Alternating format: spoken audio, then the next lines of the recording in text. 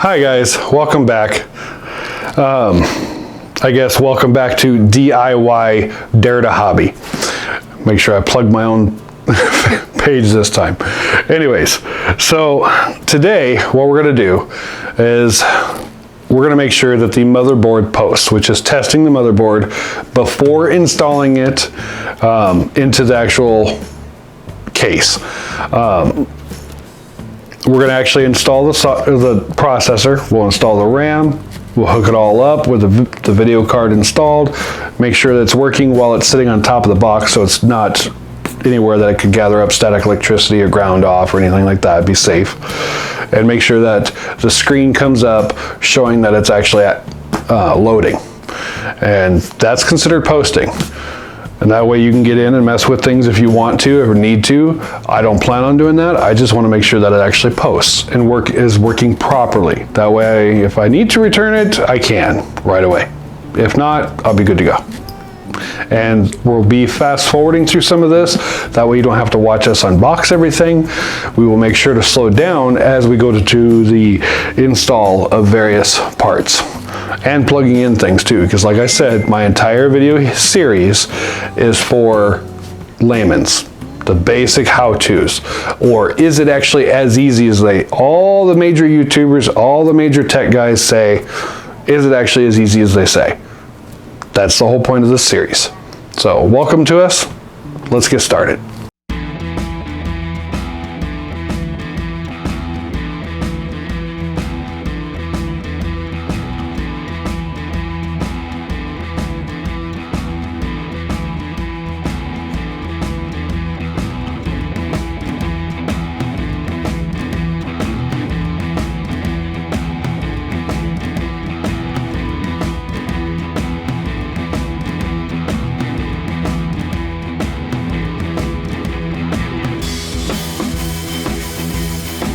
Okay, so what I'm actually planning on doing first is installing the CPU. Hopefully the correct way. Now with Ryzen, this particular CPU came with a fan. I chose not to do that because I actually plan on using my own super chilled, the A500 by Corsair. So we'll actually have to install that also after I install this. But before I install that, I plan on putting my RAM in. That way I have plenty of clearance. And I'll show you why I like the A500. Because I'll have plenty of room for the RAM. Anyways, so once again, we'll fast forward a little bit and just keep on going.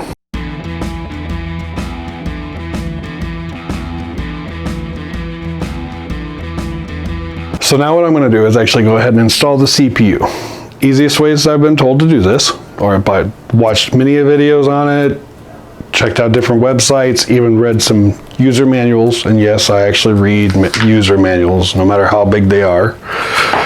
That was upside down, excuse me. That's for the motherboard.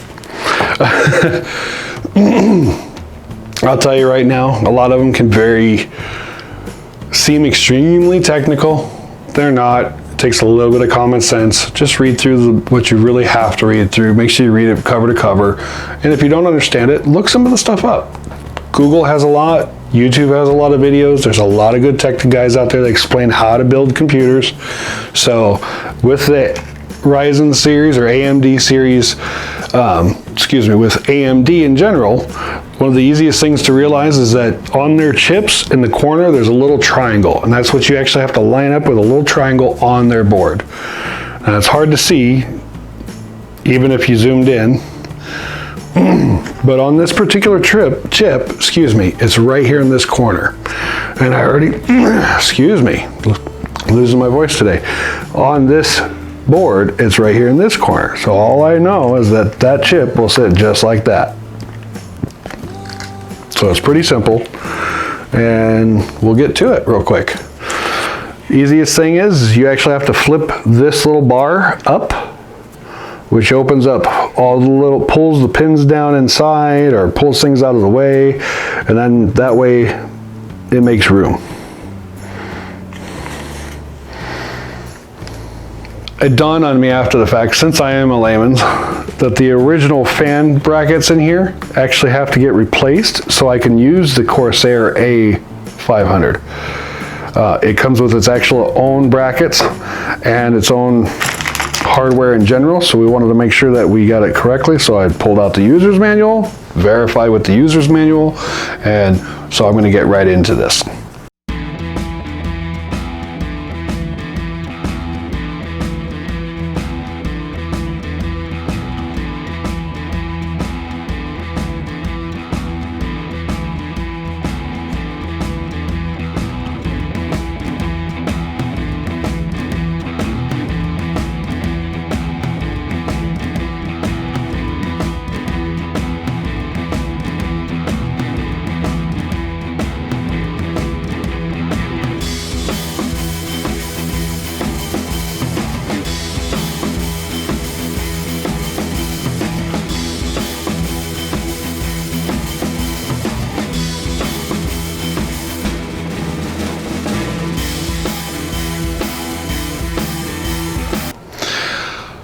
Okay, so we've got the brackets installed and replaced from the existing brackets that were on there. That way I can use the Corsair A500 with this, which is the cooler I really wanted to use in the first place. So without further ado, now we'll actually go ahead and install this. And I'm not going to try to fast forward through this, that way you can follow right along. And we'll see how far we can get without messing up. So once again, we lift up that little handle, and then we can pull out the chip. Preferably without touching the bottom, because you just don't really want to touch the little edges, or you only want to touch the edges, you don't want to touch the bottom, because there are a bunch of little pins underneath this. And you don't want to mess those up. Even one bent pin could cost you the whole processor, so no dropping it either. So preferably hold it by the corners or the edges, as they've said on multiple videos that I've watched. And there's that little white dot. It might be hard to see, but that's the little marker that you need. And then you got to find the corresponding one on your board. Which, of course, I am old and blind and have to look over my glasses.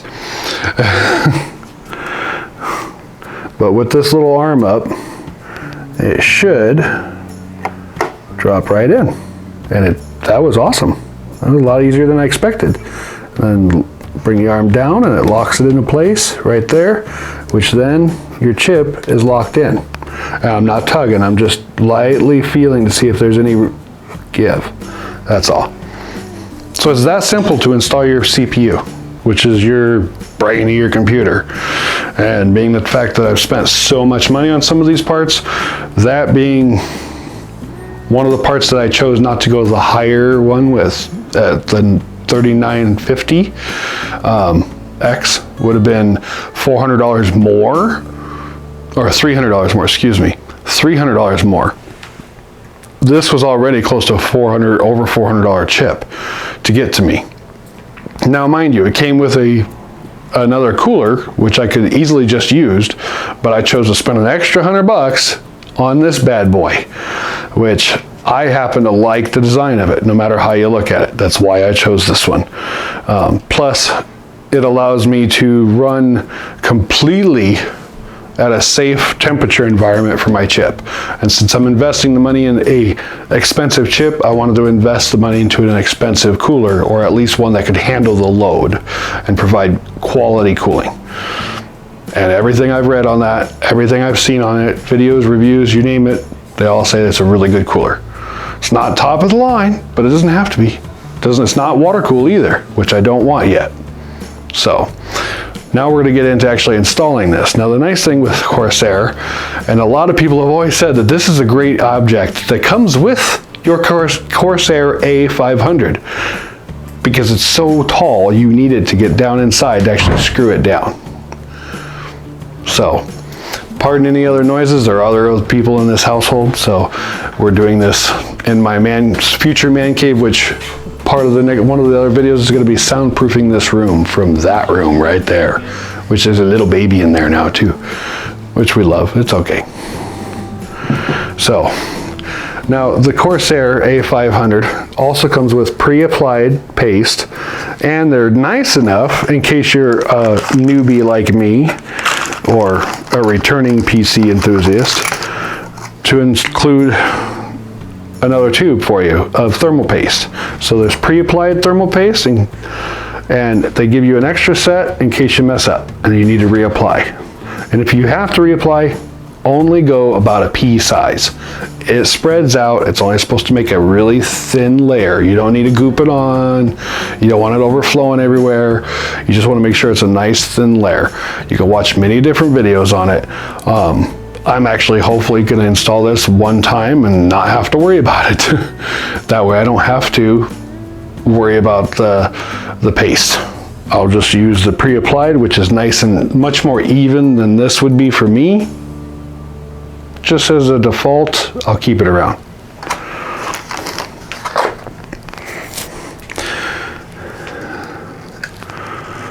So that comes off, and actually, you know what? I'm going to put that back on before I accidentally mess up the paste at the base, because I want to. One of the things I've found about this that I love to death is the fact that that clips right on, and these slide right off. That way you can install it without any fans in your way, nothing hanging around to it, and that's all it is right here. That's the whole unit. Pretty simple,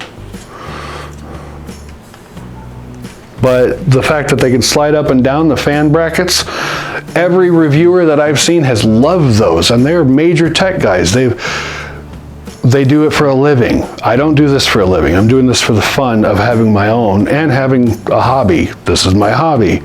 So the fact that these brackets Corsair came up with are literally just adjustable for height, which is one of the reasons it's going to be so close to the RAM anyways, and I'll probably have to worry about that. But they're adjustable. So if you have anything you need to work around, you can do that. Let's get to it.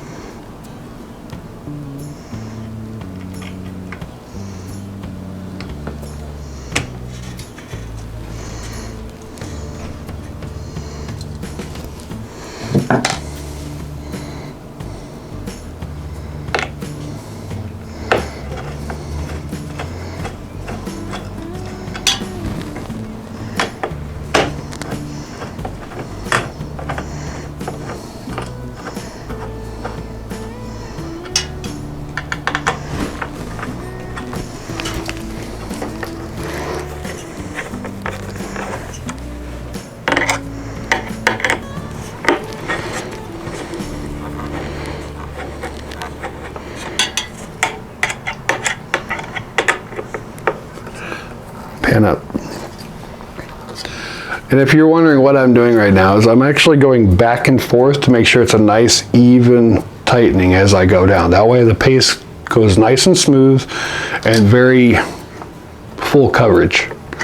So I'm not trying to tighten down on one side too much. I'm just trying to tighten down back and forth, because after you put those brackets on, it's just the two spots that you actually have to tighten down.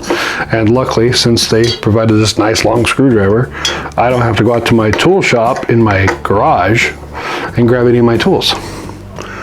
And you don't have to crank them down, you just go until they stop. They actually will stop on their own, and then you know it's perfectly tight enough. Because they're also spring loaded, so it's not a huge deal. They just come to an end. And that's it. That's installed. Well, mostly installed. Now, the big thing is since there's room for the RAM here, that's actually what I'm probably going to install next before I put this fan on, because I want to make sure I have plenty of space for my RAM to go in, along with having a fan to go right over top. Okay?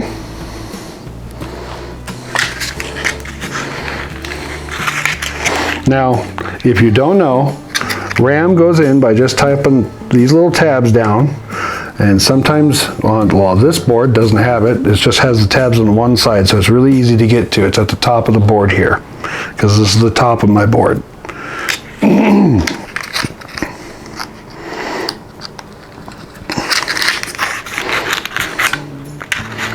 If I can get the RAM out of the packaging, we'll be a lot better off.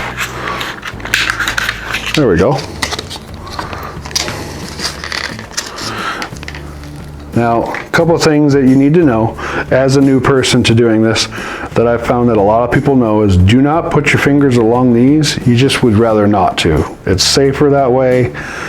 That's all your connections for all the information going back and forth, all your information coming to and from your processor, your mother, or your hard drives, whatever the RAM might be using at that time. You just don't want to touch those surfaces. That's like the copper surfaces there. That's giving all your information, or gold that is. Either way, just don't mess with it too much. And we'll forward through this too a little bit too.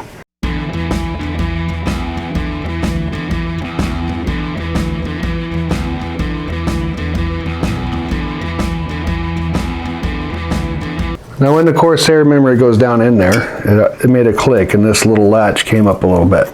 I just had to finish bringing it up, but it's all the way in there. And it actually doesn't look like it's going to mess with my fan too much. But that also shows me right away that the included cooler that I thought was really neat with this RAM isn't going to work, because my fan is going to be right above it. Luckily, I have plenty of extra fans in the system to allow for temperature and thermal control here.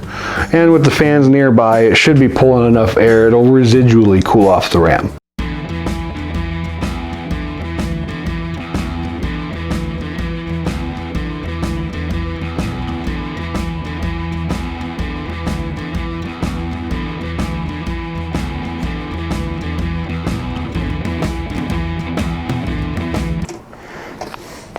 So as a little side note, it's a little difficult getting this first one in, and the rest weren't a little too bad, but I actually didn't have it all the way seated in, so I went with my thumbs and lightly pressed, and sure enough, I felt a little click, click, click better. And there was no issue at that point. Now I know they're all completely seated in all the way into the socket.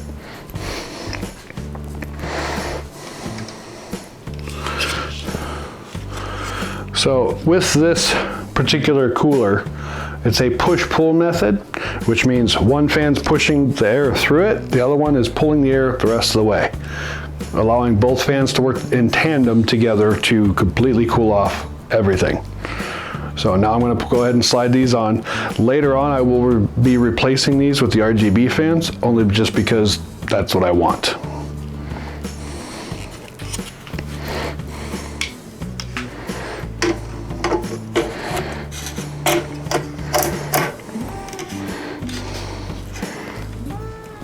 And yeah, there's plenty of clearance right over top of the RAM.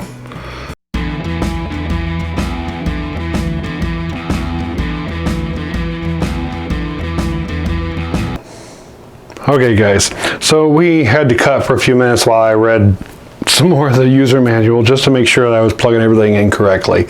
And we took the time to actually plug a few things in, and I don't really want to be pulling and plugging it back in again in front of the camera. So the main power supply for the motherboard, there's only one way they go in, and they're really simple. You just push until you hear the click on the side. And then with this particular CPU, all the power is up here in the corner, and it actually took a 8 plus an extra 4 off of the power supply, which then I had to find that little extra power to go to it. Now I also plugged in the fans, which I'm going to worry about cable management once it goes into the computer itself. I also plugged in the fans on the main spot that the book actually states is for this CPU fan. That way the CPU controls these fans for temperature reasons. And that way if I do overclock it all or mess with anything, the CPU will control these fans at all times. I don't get to mess with them that much, I don't think. Anyways, so now theoretically we also did some peeling, but I didn't think there was a big deal to peel off a few stickers here and there, that way the mirror finish shows, because For the most part, this is as is, because I just want to make sure it posts. And I don't want this video to go very long, so without further ado, here comes the video card that I have. And it's real simple. I already test fit it. I gotta move this over to the edge of the box so that it'll come off the box. And it fits right in, just like that. Now I just gotta plug it in. Luckily, I already have in the plugins, or at least have them ready. Fun part is getting it plugged in. I should have probably just plugged it in beforehand, but and line that up. Once again, I have big hands, so I'm just gonna pull it back off to be safe. And they are one directional. That little piece I had on the wrong side, so I had to go and move it to the other side to put it in there. That way it slid right in, clicked in, right in the spot. Now, I will line it up and ease it in. And it fits just like that. Now this is only temporary, so that way I can post to the monitor here in a few seconds. I also have to hook up my little HDMI cable. So we've hooked up we've hooked everything up at this point. HDMI cables into here. We've got power. I'm just double checking. I've got power on the board. I've got the fans are plugged in. I've got power over here to the actual CPU. I'm plugged into the back of my monitor, and I know my monitor has power. So ironically, all I have left is to plug this bad boy in. I already plugged it into my little power strip down there, even though I know I'm not supposed to have a power strip on here, but it is what it is. So I want to make sure that everything should be off. Plugging that in.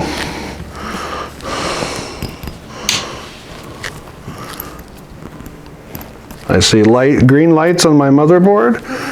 My motherboard's lit up on this side with the little screen showing up, because it has its own little animation and screen. Some more RGB. Republic's the gamers. And I'm gonna hit start. I got power on.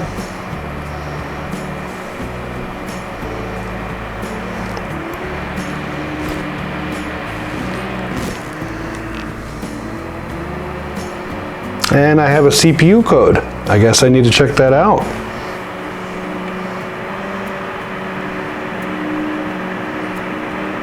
A few CPU codes.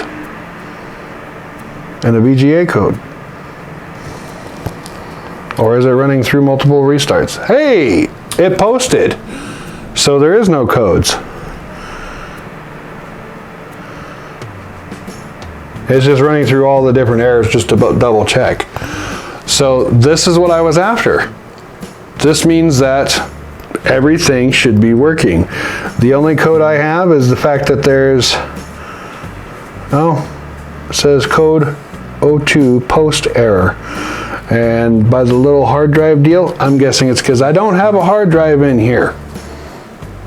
So I'll look it up to be sure, and we'll have to get back to you on that, just to make sure.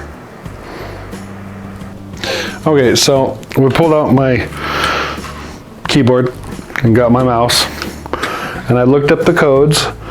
It's actually a common code, and by the looks of it, it actually is just because I don't have a hard drive hook connected, hopefully. I think the next thing I'll be doing, to be honest, is while it's still outside of the system in general, because it stayed cool, we went into the BIOS, or UEFI or whatever, and I was able to see that it was staying cold, so it's good to go, and we'll get back to you. Okay, so I know this is a little cut in because we're doing it the next day, actually. We hit a snag, at least we thought it was a snag. It was an 02 code, and it was showing a little motherboard, or not a motherboard, a hard drive like picture but I wasn't sure what it was. It was still posting, but it was still showing the code here. I was overthinking it. I actually panicked, and I looked it up on different forums. I was reading about it last night just to make sure, and sure enough, this is the next day, by the way. And I even stayed up pretty late, almost like 11 o'clock, and normally I'm in bed well before 9 because of my day job. So yeah, I was really tired today. Anyways, so long story short, it was actually nothing. It just needed a hard drive installed. It's just saying, hey, there's no hard drive. Which, if you can tell from the SATA ports, if you don't know what these are SATA ports where you would normally plug in a hard drive. This particular motherboard right now does not have a hard drive connected. But I do have those two little M.2 chips, which I took the time last night, and we can't show you because we didn't record it last night. And I took these two screws off right here. And underneath this heat plate,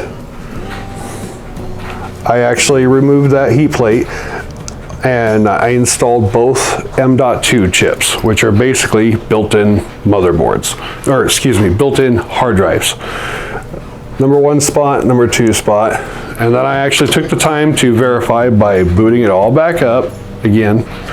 And I actually installed Windows by a little USB I had. So I know it works. I have not had any single code since. And I've done it multiple boot ups just to make sure, because I was freaking out. So I guess in other words, don't panic. Really, you just don't have to panic. If you get a little code or something, do your homework, look it up. Even if you have to experiment a little bit by fully installing, even if you might need to, because maybe the motherboard's looking for something else. Either way, in the back of the user manual was all the codes, except for it was giving me this funky code, the O2. And it really just didn't match until it kind of was making sense. I used a little common sense, which we all know common sense is a superpower. Not everybody has it, but I used a little bit of common sense, and I decided to go ahead and install those because I didn't want to install a different hard drive and then put Windows on it. I wanted the hard drives, or excuse me, I wanted Windows on one of these chips. That is my main hard drive right here. I wanted that because of speed. The other ones for some games and things like that. Anyways, so don't panic, and I'll see you in the next video in this series. Thank you.